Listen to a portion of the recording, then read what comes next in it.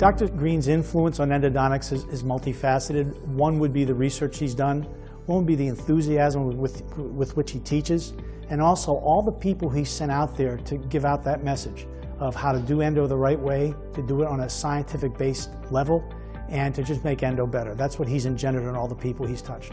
Dr. Green is an amazing educator. First of all, he cares about his residents. We are all his children. I feel like I was part of an extended family when I was his resident at Tufts, and I still consider him, you know, my extended family member. He knows their names. He knows who went to college. He knows what instrument they played in the college marching band. He knows everything about them. He calls them and they call him. These people from Tufts, VCU, and Louisville realize the best 2 years of their lives are the ones they share with Dr. Green. He has a perfect record of making sure that all of his kiddos, all of us, had a place to call home, a permanent home after we were done with Tufts. Everybody had a job when they were graduating. I think Dan Green has always been very compassionate to students. I think he's dedicated his life to education, and it has to be a really special occasion for him to receive an award named after I.B. Bender when I.B. Bender was his mentor.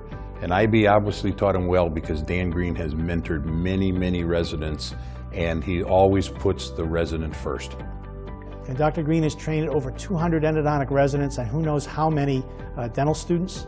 Dr. Green has this amazing ability to read people. He understands personality traits. I think his subspecialty should have been human psychology because he really listens. He listens to everybody that he comes in contact with, and he doesn't forget. So he understands where you're coming from and he understands how to guide you.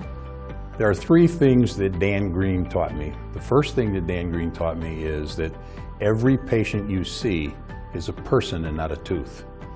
The second thing that Dan Green taught me is that it was perfectly acceptable to, and really preferred, to be available to take a phone call from a doctor when a doctor called you, even in the presence of another patient, because that patient would appreciate the fact that you will take the call from his or her dentist at the same time.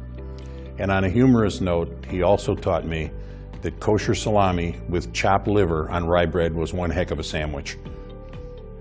Dr. Green's extensive and exceptional contribution to endodontics makes this, and the fact that his mentor was I.B. Bender, makes this award even more significant. I can think of no more deserving person for this award than Dr. Green. I would just like to extend my most sincere, heartfelt congratulations for this well-deserved honor. It is my privilege to call you my teacher, my mentor, my colleague, and most importantly, my friend. And I'm just so happy for you. I would like to thank him on behalf of all the residents whose lives he's touched, because you've been very, very special in the lives of many, many people. I'm grateful for this prestigious award named after my mentor. It was my good fortune that I became his first formal student at Albert Einstein in 1960. It was also my privilege to have learned from and been mentored by I.B. Bender, Louis I. Grossman, Sam Seltzer, George Stewart, and Jacob Friedland. I.B. Bender was the direct descendant of Rabbi Yisroel ben Eliezer, known as the Baal Shem Tov, who is recognized as the progenitor of the Hasidic movement. I.B. centuries later introduced us to evidence-based dentistry, at least 50 years before the phrase became au courant. He, along with Sam Seltzer, introduced pulp and periapical biology, completely changing the direction of our specialty. My special accolade came from I.B. after completing my lecture on pain to the Louis I. Grossman Study Club in Philadelphia.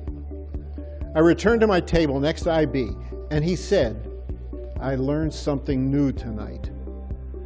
I would like to close with something I wrote for the Journal of Endodontics honoring I.B. A crowd of students approaches this diminutive giant to encounter a legend. They expect to stand aside and observe, but they find themselves first enticed by a joke and then challenged by a new way of looking at an old problem. Where does he find the vitality, the energy, and the enthusiasm? The question is rhetorical. He gets his energy from us, and we from him. We are all his students, and our lives will never be the same. Thank you again to the association for this wonderful award.